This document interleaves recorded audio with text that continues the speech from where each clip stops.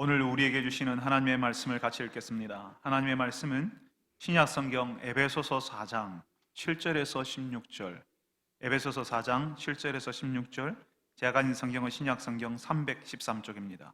신약성경 313쪽, 에베소서 4장 7절에서 16절까지 말씀을 자고 함께 교독하겠습니다. 제가 먼저 7절을 읽습니다. 우리 각 사람에게 그리스도의 선물의 분량대로 은혜를 주셨나니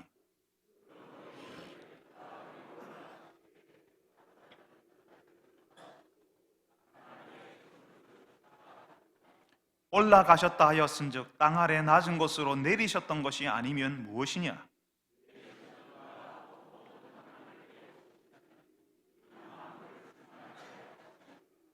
그가 어떤 사람은 사도로, 어떤 사람은 선지자로, 어떤 사람은 복음 전하는 자로, 어떤 사람은 목사와 교사로 삼으셨으니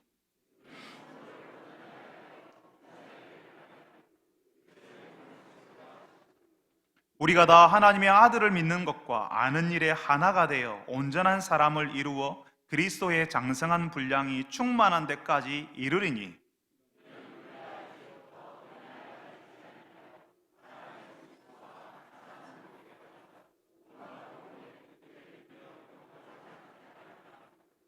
오직 사랑 안에서 참된 것을 하여 범사에 그에게까지 잘할지라. 그는 머리니 곧 그리스도라. 그에게서 온몸이 각 마디를 통하여 도움을 받음으로 연결되고 결합되어 각 지체의 분량대로 역사하여 그 몸을 자라게 하며 사랑 안에서 스스로 세우느니라. 아멘. 예전에 한 번씩 저희 집 아이들이 아빠인 제 옆에서 키를 대봤어요. 최근에는 거울을 보면서 자신들이 이제 아빠보다 크다는 사실을 알고는 거울을 보면서 씩 웃어요. 아주 가소롭다는 미소 있지 않습니까? 아빠 이제 별거 아니잖아 하는 썩소라고 부르는데요. 그걸 짓는 거죠. 이제는 제 아내가 집에서 제일 작습니다. 우리 집 막내가 덩치가 제일 큽니다. 여러분, 그래서 아이가 이제는 예전하고 달리 굉장히 커져버렸기 때문에, 덩치가 커졌기 때문에 제 아내가 이제 제일 작은 사람이 되었기 때문에 집에서, 그래서 제 아내가 속상해 할까요? 그렇지 않습니다. 아빠 어깨에 자신의 어깨를 비교하면서 아이들이 자라는 것을 부모들은 오히려 기뻐합니다. 애가 쓸데없이 자라고 그래 큰일 났네 하는 부모는 없습니다. 오히려 아이가 자라야 하는데 자라지 못하면 걱정을 하죠. 근데 여러분, 우리 집 아이가 덩치는 산만큼 커졌는데 오직 자기 자신만 알고 다른 사람 배려할 줄 모르고 약한 사람을 괴롭히는 아이라면 부모인 제 마음이 어떨 것 같습니까? 덩치가 크다고 세월이 흘렀다고 어른이 되는 것은 아니잖아요. 몸과 함께 그 내면이 자라야 어른다운 어른이 되는 거죠. 처음에 아이가 덩치가 커지면 기쁘고 좋을 것 같습니다. 그렇지만 그 덩치에 걸맞는 내면을 갖추지 못했으면 아버지로서 굉장히 안타까울 것 같습니다. 여러분, 오늘 우리가 읽은 말씀은 하나님께서 우리에게 무엇을 기대하시는지를 알려줘요. 우리는 지난주에 성령이 하나 되게 하신 것을 힘써 지켜야 하는 것에 대해서 들었습니다. 성령이 하나 되게 하신 교회가 되어야 한다는 말씀을 드렸어요. 바로 그 교회인 우리가 하나님 앞에서 어떻게 되어야 하는지를 오늘 말씀에서 이야기하시는 겁니다. 우리의 자녀들이 자라지 못하고 있으면 걱정을 하고 부모인 우리가 마음이 아픈 것처럼 우리가 하나님의 자녀로서 자라지 못하면 하나님께서 안타까워하신다는 거죠. 가끔씩 식당에서 엄마들을 보면요, 아이들이 밥을 안 먹잖아요. 그러면 엄마가 숟가락 들고 아이들을 막 쫓아가요. 한 번만 더 먹자, 한 번만 더 먹자, 못 먹 이러면서 아이를 쫓아다니는 거죠. 아이 밥 먹으려고요. 아이 앞에서 온갖 아양을 엄마가 다 떱니다. 우리 중에 그런 엄마들이 많죠. 아이는 밥 먹는데 관심 없고 스마트폰 가지고 놀겠다고 밖에 나가겠다고 하는데 그 아이를 데리고 밥 먹이는 엄마들이요, 달래가면서 야단쳐가면서 밥을 먹어요. 왜 그러는데요? 안 그러면 아이가 안 자라거든요. 안 그러면 아이가 건강해지지 못하니까요. 쬐끄만 아이 앞에서 온갖 아양을 엄마가 다 떨면서 밥을 먹이는 거죠. 우리 아이들이요, 여기 와 있는 청년들이요, 다 그렇게 컸습니다. 다 지가 자라서 잘 큰 줄 알지만 사실은 부모들이 집에서 아이들을 위해서 자존심 다 내려놓고 잘 자랄 수 있도록 좋은 것 먹여서 그렇게 된 거예요. 다 알고 계시죠? 예전에 여러분들 다 그렇게 하셨죠? 하나님께서 우리에게 그렇게 하십니다. 우리가 자라기를 원하십니다. 우리가 건강하고 단단한 성도, 그래서 하나님께서 기뻐하시는 교회, 하나님의 작품, 하나님의 영광이 되기를 원하십니다. 그래서요, 그 교회를 건강하고 단단하게 만드시려고 예수님께서 교회에 선물을 주신다라고 이야기하거든요.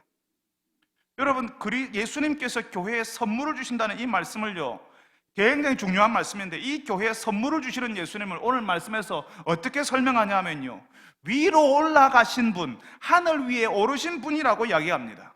예수님께서 하늘로 가신 일을 우리는 승천이라고 부르거든요. 사도행전 1장에 그런 제자들의 모습을 보여주셨습니다. 그런 승천하시는 모습을 제자들에게 보여주셨습니다. 예수님께서 구름에 쌓여서 하늘로 오르시는 모습을 보여주는 거죠. 그 모습은 이제 더 이상 예수님이 사람들 손에 잡혀서 십자가에 허무하게 죽는 그런 무력한 예수님이 아니라는 거예요. 사람들의 죄를 위해서 죽으셨지만 다시 살아났고, 우리처럼 목마르고 때리면 맞고 십자가에서 온갖 고통을 경험하셨지만, 심지어는 죽음까지 경험하셨지만 부활하셨습니다. 그 부활을 통해서 예수님의 죽음 속에 갇혀 있을 수 없는 분이라는 사실을, 하나님의 아들이라는 사실을, 우리의 구원을 위해서 죽음마저도 깨뜨리시는 분이라는 사실을 드러내시는 거죠. 그 부활이 예수님을 하나님의 아들, 우리의 구원자라는 사실을 드러낸 사건이라면요, 승천은 왕의 대관식과 같은 사건입니다. 하늘로 올리어 가시는 하나님의 아들, 구름에 쌓여서 하늘로 가시는 그 장면은 낮아지셨던 그 예수님께서 사실은 온 우주의 왕이시라는 사실을 전하는 거죠. 부활하시고 승천하신 예수님은 사람들의 조롱을 받고 사람들이 우습게 여길 수 있는 그런 분이 아니라, 사람들의 경배를 받고 사람들의 예배를 받아야 하는 그런 하나님의 아들, 우리의 구원자, 하늘과 땅의 권세를 가지시는 왕이라는 사실을 보여주는 겁니다. 여러분, 그래서요, 예수님께서 부활 승천하시고 하나님의 보좌 우편에 앉으셨다 하는 것은 예수님께서 이 땅에서 하셨던 모든 구원의 일, 예수님의 모든 그 지상 사역이 법적인 효력을 가진다는 말입니다. 예수님께서 죄사함을 주셨고 우리를 용서하셨고, 예수님을 믿음으로 우리가 하나님의 자녀가 되지 않습니까?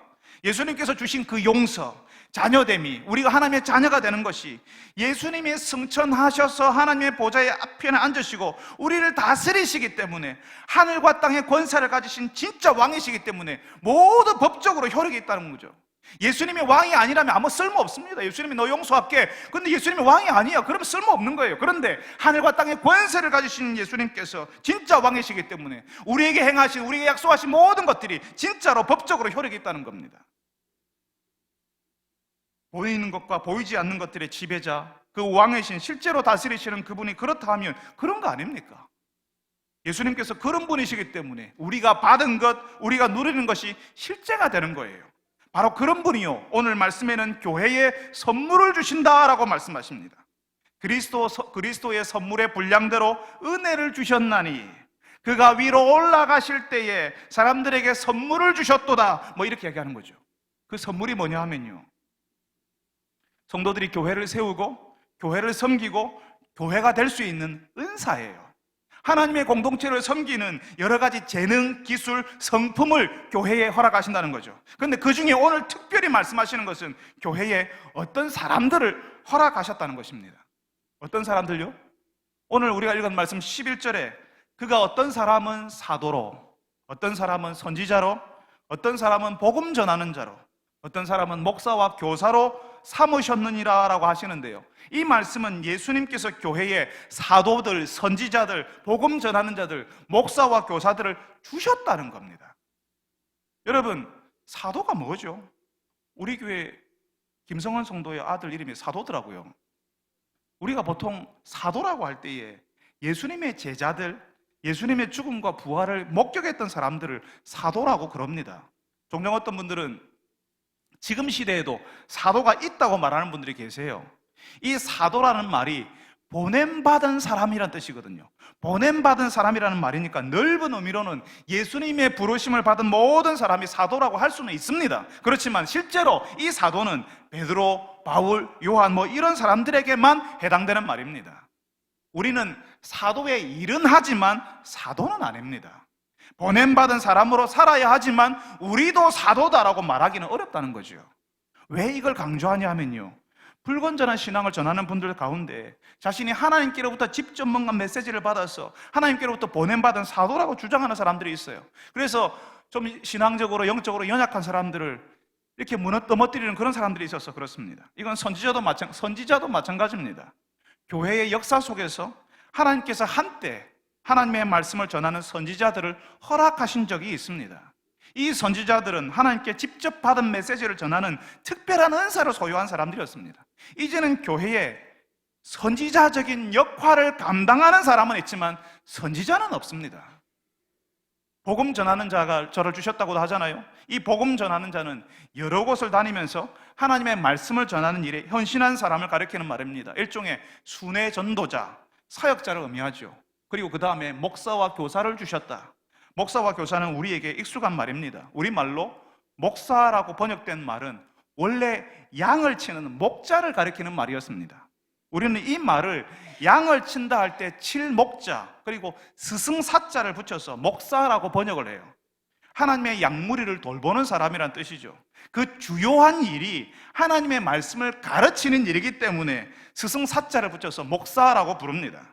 오늘 우리가 읽은 말씀에 나오는 교사는 교회 주일학교 교사를 가리키는 말로 이해해도 되지만 조금 더 정확하게는 예수 신앙을 정확하게 알고 가르치는 사람, 그래서 특별한 지혜와 지식의 은사가 필요한 사람을 말해요. 이 사람들은 요즘 말로 하면 신학교에서 가르치는 사람, 신학자들, 신학 선생님으로 이해하면 좋을 것 같습니다. 이 사람들은 다 하나님의 말씀을 전하는 사람들, 말씀의 사역자들이었습니다. 예수님께서 교회에 사역자들을 주셨다고요. 사역자들이 단지 교회가 세우는 사람들이 아니라 승천하신 그리스도께서 교회를 위해서 주시는 선물들이라는 것입니다. 여러분, 그런데요, 그 예수님의 선물인 사람들이요, 굉장히 연약한 사람들이에요. 승천하신 그리스도께서 교회를 위해서 마음 먹고 한번 주시는 선물이니까 기대해도 괜찮아, 굉장한 사람들이야, 이게 아니에요. 그 예수님의 선물인 그 사람들은 한때 우리 중에서 천덕꾸러기처럼 저게 커서 뭐가 되겠냐고 하고 한때 어른들의 걱정거리였던 사람들이고요, 지금도 겉으로 보면 대단한 것이라고는 별로 없어 보이는 사람들입니다. 자신만만하고 나를 따르라 하는 카리스마가 넘치는 사람들이라기보다는 두려워하고 어디로 가야 될지 잘 모르는 사람들이에요. 베드로는 예수님을 3번이나 부인했고 마지막에는 예수님을 저주했던 사람이었습니다. 상황이 자신에게 불리하게 돌아가니까 예수님을 모른다고 하는 그런 연약한 사람이었습니다. 이 에베소서, 우리 오늘 에베소서를 읽었는데 이 에베소서를 감옥에서 쓰고 있는 이 바울은 예수 믿는 사람들 잡으러 다니는 사람이었습니다. 예수 믿고 나서는 그 육신에 심각한 질병이 있어서, 만성적인 질병이 있어서 사람들이 다 저게 무슨 사도냐라고 그렇게 이야기하던, 그런 이야기를 듣던 사람이었어요. 그런데 예수님께서 이런 사람들을 교회의 선물로 사역자로 주시는 겁니다. 그 연약한 그릇에 말씀을 담아서 사람들에게 부어주도록 하시는 겁니다. 여러분, 사역자들은 그 말씀을 다 알아서 그 말씀대로 다 살아보았기 때문에, 그래서 전부를 다 알아서 하나님의 말씀을 전하는 사역자로 여기 서 있는 것이 아닙니다. 그 말씀 앞에서 너무나도 부끄럽지만 그 말씀과 나의 현실 앞에서 그렇게 다 살아내지 못하기 때문에 너무나도 괴롭지만 하나님의 말씀이니까, 말씀이 그러하다 하시니까 그 말씀을 전하는 겁니다. 이 말씀 앞에서 저도 자유로울 수 없고 이 말씀 때문에 하나님의 심판대 앞에 서서 하나님의 판단을 받게 될 겁니다. 여러분, 승천하셔서 하늘과 땅의 모든 권세를 가지신 예수님께서 교회에 사역자를 선물로 주십니다. 그런데 그 선물이라는 것이 너무나도 볼품없고 연약한 사람들이에요. 천사를 강단에 세우지 않고 날마다 죄와 싸우며 그 죄 가운데 고통하는 인생을 강단에 세우셔서 하나님의 말씀을 전하게 하시는 겁니다. 그 연약한 자, 죄와 싸우는 자, 그래서 어떤 날은 고통 가운데 지쳐버린 그런 인생에게 말씀을 담아서 도무지 그런 인생에게는 나올 수 없는 말씀, 저런 연약한 자, 저런 죄인에게는 담길 수 없는 하나님의 말씀이 흘러나오게 하시는 겁니다. 그래서 하나님의 말씀이 흘러나오는 그 순간, 그 말씀이 준비되어 강단에서 흘러나오는 그 모든 순간이 하나님의 기적이요, 하나님께서 친히 말씀하신다는 사실을 드러내시는 겁니다. 그리고 그런 사람에게 나오는 그 말씀 때문에 하나님께로 나오는 사람, 자신의 예전 생활을 청산하는 사람, 예수님을 나의 구주로 영접하는 일이 일어나게 되는 겁니다. 그런 허술한 사역자에게 하나님의 말씀이 담기는 것이 기적이고, 그런 사람에게서 전해진 하나님의 말씀 때문에 하나님께 나오는 사람이 있는 것이 기적인 거예요. 사랑하는 여러분, 사역자들이 교회에 주시는 그리스도의 선물이라고 하는데 그 현실이 여러분의 기대에 미치지 못하더라도 너무 실망하지 마시기 바랍니다. 왜 좀 더 대단한 사람, 괜찮은 사람, 그런 사람 주시지 않았나고 속상해하지 마시기 바랍니다. 교회에 허락하시는 그 사역자의 인생에 담긴 하나님의 말씀을 들을 줄 알고 그 말씀을 듣고 늘 주 앞에 가까이 나오는 여러분들이 다 되시기를 바랍니다. 아니, 그렇다면 여러분, 예수님께서 왜 그런 말씀의 사역자들을 교회에 주시지요? 우리 자녀들에게 밥 한 숟가락이라고 떠먹이려고 아이들 뒤를 졸졸 따라다니는 엄마처럼 성도들에게 하나님의 말씀을 전해서 그 교회를 건강하게, 그래서 하나님의 작품, 하나님의 영광이 되게 하시려고 말씀의 사역자들을 교회에 선물로 주시는 겁니다. 그걸 오늘 12절 말씀에는 성도를 온전하게 하여 봉사의 일을 하게 하며 그리스도의 몸을 세우려 하는 것이다 라고 이야기합니다. 여기 성도를 온전하게 한다는 말은 성도를 준비시킨다, 성도에게 갖추게 한다는 의미입니다. 말씀의 사역자, 목사가 하는 일은요, 말씀을 가르치는 거예요. 그리고 자신이 전한 말씀대로 사는 겁니다. 그렇게 해서 성도들을 준비시키는 거죠. 성도들을 준비시키는 이유가요, 성도들로 봉사의 일을 하기 위함이라고 하거든요. 사역을 하도록 하기 위해서요. 왜 선수가 시합 나가기 전에 몸도 만들고 훈련을 하잖아요. 기술을 익히잖아요. 그것처럼 성도들이 봉사의 일, 사역을 할 수 있도록 코치처럼 목회자가 훈련을 시키는 거라고요. 여러분, 제자훈련이 우리 교회에서 이제 시작되었는데요, 제자훈련을 하면 그러는 분이 계세요. 아니, 목사님이 이런 훈련은 목사님이나 선교사님이 받아야 되는 거 아닙니까? 이런 훈련을 왜 우리가 받아야 됩니까? 이렇게 이야기해요. 주의 일은 오직 사역자들, 목사들이 하는 것이라고 하는 오해를 가지고 있는 거예요. 여러분, 사람들이 교회를 어떤 교회를 좋은 교회라고 생각하는 줄 아세요? 목회자가 버스 운전사 역할을 하는 교회라고 생각을 합니다. 목사 혼자서 버스 운전하고 그 버스에 탄 성도들은 그냥 평안하게 앉아서 목적지가 될 때까지 꾸벅꾸벅 졸면서 편하게 가는 그런 승격처럼 그렇게 있을 수 있는 교회를 좋은 교회라고 생각하는 거예요. 그냥 가만히 앉아서 목사가 가자는 대로, 시키는 대로, 아니 그것도 귀찮으니까 목사님이 다 알아서 하시고 나는 편안히 앉아서 졸고 있는 그런 교회를 좋은 교회라고 생각을 해요. 그러니 훈련이 필요 없죠. 내가 그걸 왜 합니까? 목사님이 훈련받고 목사님이 운전하시고 나는 그냥 가만히 있을래요. 많은 성도들이 대놓고 말은 안 하지만 그런 교회가 좋은 교회인 줄 알아요. 그런데 오늘 말씀은 그게 아니라는 사실을 알려줍니다. 목사의 일이 성도들을 준비시키는 일이에요. 어떤 준비?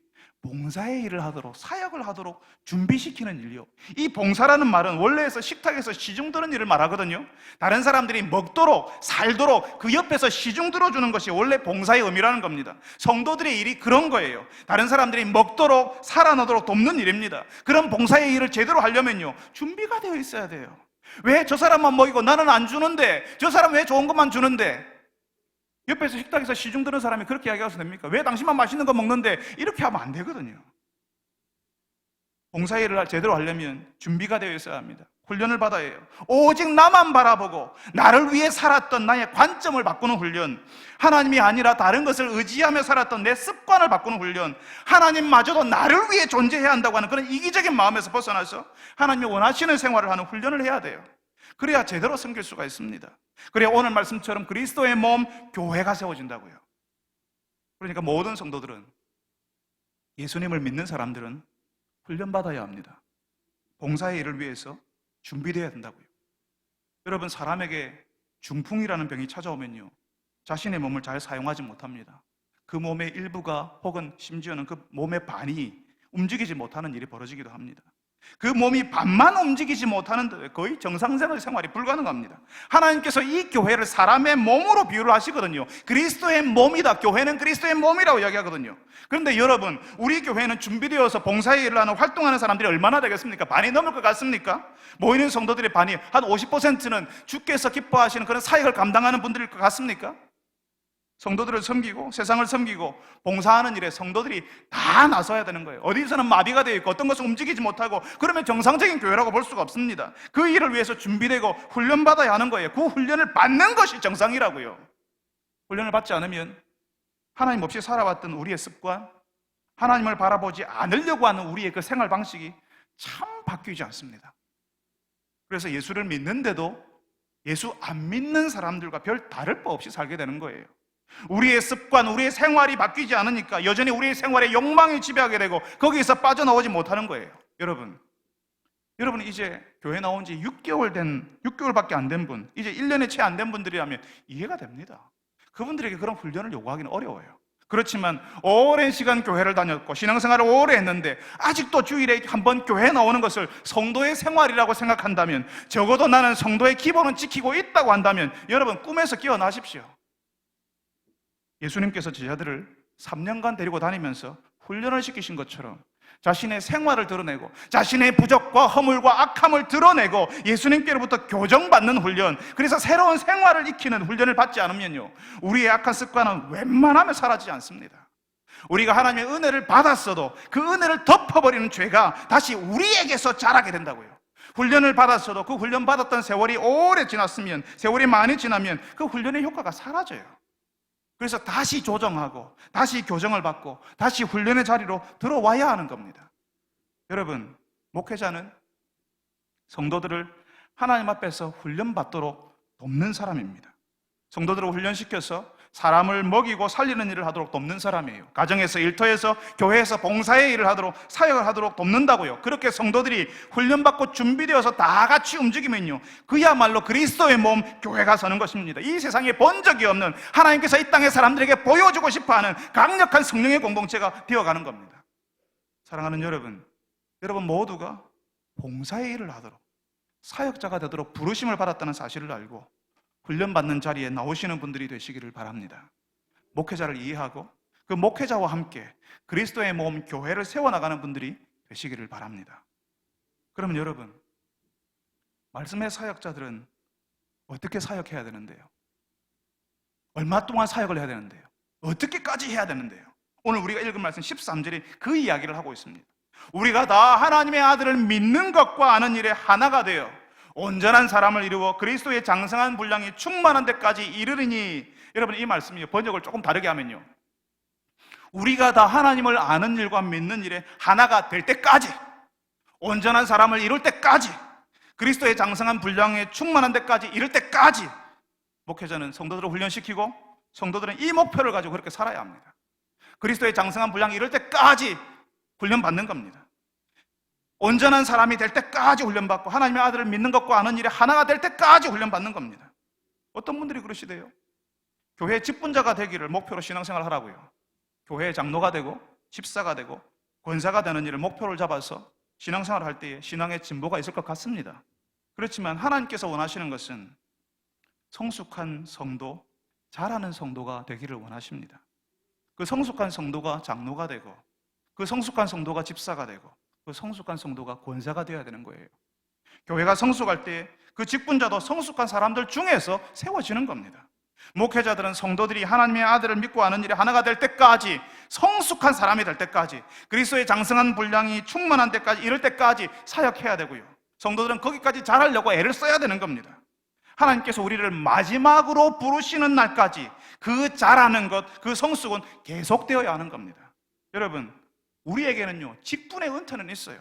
직장에서 물러나고 교회의 사역에서 은퇴를 합니다. 그렇지만 성도로서의 은퇴는 없는 겁니다. 하나님께서 우리를 부르시는 날까지 우리의 속사람은 자라는 겁니다. 우리의 겉모양은 한 20살까지는 자라다가 그 뒤로는 멈추고 심지어는 쪼그라드는 일도 생기지만 우리의 속사람은 하나님께서 부르시는 날까지 자랄 수 있습니다. 우리의 키가 170cm가 되지 않아도 그 속사람은 훨씬 크고 깊은 사람이 될 수가 있습니다. 우리가 읽는 말씀에 온전한 사람, 장성한 분량, 이런 말들이 나오는데 이 모두가 성숙한 사람을 향하는 말입니다. 그리스도의 장성한 분량이 충만한 데까지 이르도록 우리가 자란다는 것은 우리가 예수님처럼 성숙하고 장성해야 한다고요. 그럴 때 교회가 이 땅에 하나님의 작품으로, 하나님의 영광으로 나타날 수 있다고요. 하나님께서 이 땅의 사람들에게 보여주고 싶은 그런 공동체가 될 수 있다고요. 여러분, 그렇다면 우리는 어떻게 하나님이 기대하시는 그 성숙, 하나님께서 우리에게 오매물만 기다리는, 우리가 자라기를 오매물만 기다리는 그 성숙으로 나아갈 수 있겠습니까? 예전에 제가 어릴 때, 아주 어릴 때, 젖먹이었을 때 저희 아버지가 샌드위치를 사오셔서 샌드위치에 묻어있는 그 크림 같은 걸 입에 막 묻히면서 니는 언제 이거 다 먹겠노? 하면서 막 먹였던 그런 기억이 있었다 이야기하시더라고요. 하나님께서요, 하나님 아버지께서 우리에게 기대하신 것은 우리가 자라는 겁니다. 우리가 단단한 음식을 먹고 세상의 어떤 위치 상황에 대해서 요동하지 않고 오직 하나님 바라보는, 이 땅의 사람들에게 보여주고 싶어하는 그런 공동체를 이루는 것이 하나님께서 오매불만 기다리는 거예요. 어떻게 하면 우리가 그 하나님이 기대하시는 성숙으로 나아갈 수 있을까요? 어떻게 하면 성숙한 사람, 그리스도의 장성한 분량에 이르는 사람이 될 수 있을까요?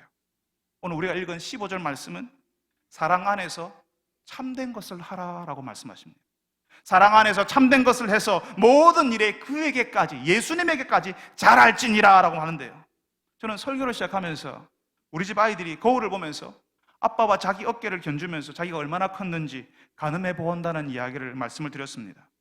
우리 집 아이들이 아빠와 비교하는 것처럼 그렇게 예수님과 내 자신을 비교하면서 그 예수님이 기뻐하는 것을 하고 그 예수님이 기뻐하는 말을 하면서 살으라고 말씀하시는 거죠. 말하자면 모든 일에 예수님처럼, 예수님이라면 어떻게 하셨을까, 예수님이라면 어떻게 대응하셨을까 생각하면서 살라는 말이에요. 예수님과의 관계 속에서 예수님께 묻고 예수님을 닮아가기 위해서 끊임없이 예수님의 어깨에 자기 어깨를 맞추어 보는 시간을 보낼 때에 우리는 어느 틈엔가 이만큼 커버린 우리를 발견하게 될 겁니다. 예수님께서 무엇을 기뻐하실까? 예수님께서 무엇을 원하실까 하는 그런 내용들은요, 사실 하나님의 말씀에 다 나와 있어요. 하나님의 말씀을 우리가 깊이 묵상해 들어가면 하나님께서 우리 인생을 어떻게 살기를 원하실까를 볼 수가 있습니다. 그러니까 이 말씀을 자세히 읽고 알려고 하다 보면요, 우리는 더 가까이 예수님께로 나가게 됩니다. 우리가 분명히 우리 스스로 혼자서 예수님께 나갈 수 있지만 그 예수님께 나가도록, 그 예수님을 말씀을 잘 이해하도록 돕는 사람을 교회에 주셨다고 했잖아요. 그 사람 누구라고요? 목회자들, 말씀의 사역자들. 그 사람들의 도움을 받으면 예수님의 뜻을 이해하고 발견하는데 큰 도움을 얻을 수가 있습니다. 예전에 한번 그런 말씀을 드린 적이 있는데요, 제가 아는 목사님 한 분이 네덜란드에서 유학을 하셨는데 그 네덜란드가 화란히 축구가 인기 있는 스포츠잖아요. 그래서 그분이 TV로 축구 경기를 보는데요, 그 축구 경기 해설을 맡은 분이 히딩크 감독이었다는 거죠. 히딩크 감독이 이 축구 해설을 하는데 그 해설을 들으니까 그 11명의 선수가 왜 저 위치에 있는지, 공격을 할 때 왜 그렇게 움직이는지 이해가 되더라는 겁니다. 여러분, 여기 남자분들 축구 못하는 분들 있나요? 다 공 좀 잘 줄 알아요. 축구 못하면 축구죠. 근데 히딩크 감독이 알려주는 그 전술, 그 위치 선정대로 축구를 하면요, 훨씬 재미있는 축구, 효율적인 축구를 하게 되는 겁니다. 여러분, 목회자가 하나님의 말씀을 알려줄 때에 예수님을 더 깊이, 더 분명하게 알게 되는 겁니다. 우리 스스로 성경 읽을 수 있습니다. 그렇지만 목회자가 해설해주는, 목회자가 알려주는 그 그림을 따라서 같이 가게 되면 예수님께 나아가는 길을 더 분명하게, 빨리, 효율적으로 갈 수 있게 된다는 거죠. 그래서 목회자의 도움을 받는 것이 참 중요합니다. 왜냐하면 교회에 그렇게 하라고 목회자들을 선물로 주셨으니까. 성도는 목회자에게서 도움을 받지만 또 목회자는 성도들의 삶을 통해서 하나님의 말씀이 실현되는 것을 보고 은혜를 경험합니다. 목회자는 모든 성도들의 삶을 살아볼 수가 없습니다. 모든 성도들의 형편을 다 이해할 수도 없습니다. 세상에서 치열하게 싸우는 성도들이 하나님의 말씀을 가지고 버티고 살아줄 때에, 그래서 하나님의 말씀으로 사는 사람들이 이 땅에서 살 수 있다는 사실을 보여줄 때에 목회자의 신앙이 더 깊어지는 거죠. 그 성도들을 보면서 하나님의 살아계심을 더 깊이 보게 되는 겁니다. 그러니까 우리의 성숙은 혼자가 아니라 서로 연결이 되어 있을 때, 서로 좋은 관계를 맺고 있을 때에 일어나는 거예요. 그래서 오늘 말씀 16절에서는 예수님과 우리가 서로 연결되고 결합되어 있다고, 각 지체들이, 성도들이 할 수 있는 만큼 성도로 살아갈 때에 그 몸, 교회를 자라게 한다라고 말씀합니다. 여러분, 우리가 자랄 수 있는 환경은요, 바로 좋은 공동체입니다. 사람들 속에 있을 때 우리가 자랄 수 있습니다. 사랑받지 못하고 늘 욕을 듣고 또 매맞는 공포에 질리는 아이들이 잘 자라는 거 봤습니까? 잘 못 자랍니다. 건강한 가정에서 아이들이 사랑받고 크면요, 그 아이들이 정서적으로 굉장히 건강한 아이가 되고요, 나중에 리더십을 발휘하는 아이로 자랄 가능성이 많습니다. 그 가정에서 사랑받아 받고 사랑을 주는 것이 무엇인지 자연스럽게 배우거든요. 좋은 공동체는 사랑 안에서 성숙하는 것을 경험하게 만들어줍니다. 그 공동체 안에서 목회자가 자라고 성도가 같이 자랍니다. 목사는 더 좋은 목사가 될 것이고 그 목사 때문에 성도는 더 성숙한 성도가 될 거예요. 여러분, 우리 교회에서 하는 훈련은요, 사실 이 관계의 훈련, 좋은 공동체를 경험하게 하는 훈련입니다. 제자 훈련, 사랑방, 자녀 양육 세미나, 각종 신앙 강좌에서요, 성도들이요, 와, 좋았습니다, 괜찮았습니다는 반응이 언제 나오냐 하면요, 목사님의 강의가 좋아서일 수도 있지만 그 함께하는 사람들이 함께 집중하고 함께 기뻐하고 함께 슬퍼할 수 있어서 그런 거예요. 그래서 그 모인 사람들을 위해서 간식을 준비하고 싶고 선물을 준비하고 싶고 격려하는 말이 쉽게 나오고 어려우면 기도해주고 도와주고 싶은 마음이 드는 거죠. 그런 공동체에서 성도와 목회자가 자라는 겁니다. 사랑하는 여러분, 하나님께서는 우리가 자라고 성숙하기를 원하십니다. 그 성숙을 경험하기 위해서는 훈련의 자리로 나오셔야 됩니다. 주일 오전 예배 한번 나오는 것으로 부족합니다. 좋은 관계 속에서 사랑의 공동체 속으로 들어오는 것이 필요합니다. 그렇게 들어오기 위해서 필요하다면 여러분의 손에 쥐고 있는 것을 내려놓아야 할 때도 있습니다. 목사님 한번 들어가 봤는데 너무 힘들었습니다. 예전에 안 좋았던, 한번 들어가 봤을 때 받았던 예전에 안 좋은 기억도 한번 내려놓을 필요가 있습니다. 용기를 가지고 한번 들어올 필요가 있습니다. 함께 있는 사람 없이 혼자서 주일 오전 예배 한 번만으로 우리는 잘할 수 없습니다. 제자 훈련을 받는 것은 그 목회자와 함께 훈련받는 사람들의 모임, 그 작은 공동체로 들어오는 거예요. 사랑방 모임에 참여하는 것은 서로 형제 자매라 부르는 그 몇 안 되는 사람들의 모임 속으로 들어가는 겁니다. 거기서 하나님의 말씀을 나눌 때, 거기서 함께 한동안 시간을 보낼 때에 우리가 그전에 경험하지 못했던 성숙이 우리에게 찾아오게 되는 겁니다. 그리고 그 공동체가 함께 자라는 거예요. 사랑하는 여러분들이 하나님이 원하시는 이 성숙, 예수님과 함께 시간을 보내고 예수 믿는 사람들과 함께 세월을 보내었을 때 찾아오는 그 성숙을 경험하는 분들이 되시기를 바랍니다. 그래서 5년 전, 10년 전에 나와는 전혀 다른 나, 그래서 예수님의 어깨에 내 어깨를 대어보면서 내가 얼마나 자랐는지 가늠해보고 기뻐하는 여러분들이 다 되시기를 바랍니다. 여러분, 우리 같이 한번 기도합시다. 여러분, 하나님께서는 이 땅에 이 세상에 본 적이 없는 하나님의 공동체를, 하나님의 영광, 하나님의 작품이 되는 공동체를 이 땅의 사람들에게 보여주고 싶어 하십니다. 근데 참 놀랍게도 그 승천하신 그리스도께서 그런 교회가 되도록 사람을 보내시는데, 선물이라고 사람을 보내시는데 참으로 허술한 사람, 연약한 사람, 부족한 사람을 교회의 말씀의 사역자로 보내신다는 것이요. 여러분, 그래서 그 부족한 사람에게 담겨진 하나님의 말씀이 어떻게 저런 사람에게서 이런 하나님의 말씀이 담길 수 있을까라고 보여주는 하나님의 기적이 일어나는, 하나님께서 실제로 그렇게 하시는 하나님의 살아계심을 드러내는 그런 현장이 되도록 만드신다는 겁니다. 여러분, 연약한 그릇, 부족한 사람 가운데 세우신 그 목회자를 통해서 하나님의 말씀이 들려지게 하셨다는 사실을 알고, 주님, 저에게 하나님의 말씀이 들리게 하여 주옵소서라고 우리 같이 한번 기도합시다. 그 목회자가 성도들을 준비시켜서 사역을 하게 하는 사람, 봉사일을 하게 하는 사람, 그래서 그리스도의 몸 교회를 세우는 사람인 줄 알고 그 부족한 목사를 이해하고 그 목회자와 함께 교회를 세워나가는 사람들이 되게 하여 주옵소서라고 우리 같이 한번 기도합시다. 사람들의 관계 속으로 들어올 수 있는 용기를 주옵소서. 내가 예전에 들어가 봤는데 그 사람 때문에 힘들었고, 내가 한번 들어가 봤는데 그 모임 가운데 내가 어려웠는데, 이제 다시 한번 사람들의 관계 속으로, 관계의 훈련 속으로 들어올 수 있는 용기를 주시도록, 그 공동체 속으로 들어와서 관계의 훈련을 받을 수 있도록 함께 있는 기쁨을 누리고 그 함께 있는 세월을 통하여서 우리에게 성숙이 찾아오게 해 주옵소서라고 우리 다 같이 한번 한 목소리로 기도하겠습니다. 거룩하신 하나님 아버지, 오늘도 저희들이 주의 말씀을 듣습니다. 주님이 이 땅에 주께서 교회를, 성령이 하나 되게 하신 그 교회를 우리에게 허락하시고 그 교회를 주님이 자라기를 원하시고 그 교회의 성도들이 주 앞에서 성장하기를 원하시고 성숙하기를 원하시는데, 주님이여, 저희들이 이 일을 감당하게 하여 주시옵소서. 그 교회가 성장하도록, 성숙하도록, 그리스도의 장성한 분량에 이르도록 말씀의 사역자들을 선물로 보내시는 것을 압니다. 그런데 그 선물로 보내신 그 사람들이 참으로 연약하고 그 말씀과 어울리지 않는 사람들이라 우리가 당혹스럽습니다. 그렇지만 주님, 그런 말도 안 되는 사람들 속에 하나님의 말씀이 담기는 것을 보게 하시고, 그런 그 사람에게서 나올 수 없는 하나님의 말씀이 나오는 것을 흘러나오는 걸 보면서 하나님의 살아계심을 보게 하여 주시옵소서. 주님, 저희들에게, 주님, 우리 사랑의 관계 속 들어갈 수 있는 용기를 허락하여 주옵소서. 공동체 속으로 들어와서 관계의 훈련을 받을 수 있게 하시고 목회자를 이해하고 함께 주의 교회를 세워나가는 저희들이 되게 하여 주시옵소서. 함께 있는 기쁨, 함께 있는 즐거움을 누리게 하시고 세월을 통해서 우리에게 그리스도의 장성한 분량까지 이르는 그 성숙이 우리에게 찾아오는 것을 경험하게 하여 주시옵소서. 주님, 우리의 5년 전은, 우리의 10년 전은, 우리의 15년 전은 참으로 상상하기조차 싫은 그런 인간의 모습을 가지고 있었습니다. 주께서 우리를 불러주셔서 함께 5년을 보내고 10년을 보내고 15년의 세월을 보내며 그리스도 앞에서 그리스도의 장성한 분량에 이르기까지 조금 자라게 해주셔서 감사합니다.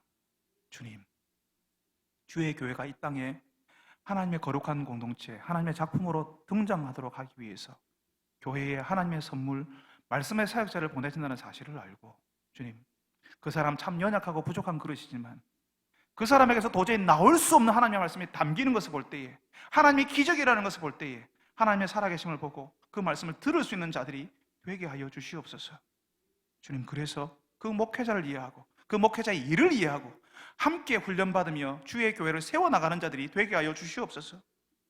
공동체 속으로 들어와서 관계의 훈련을 받을 수 있도록, 그 함께 있는 세월 5년, 10년, 15년, 20년을 보내면 그리스도께서 우리를 마지막으로 부르실 때에, 하나님께서 우리를 마지막으로 부르실 때에 예 주님 할 때에는 우리가 왔던 모습과는 전혀 달라진, 하나님을 기뻐하며 그리스도의 장성한 분량에까지 많이 가까워진 그런 모습으로 하나님의 말씀에 응답할 수 있는, 예 주님 제가 여기에 있습니다라고 말할 수 있는 성도들이 다 되게 하여 주시옵소서. 예수님의 이름으로 기도합니다.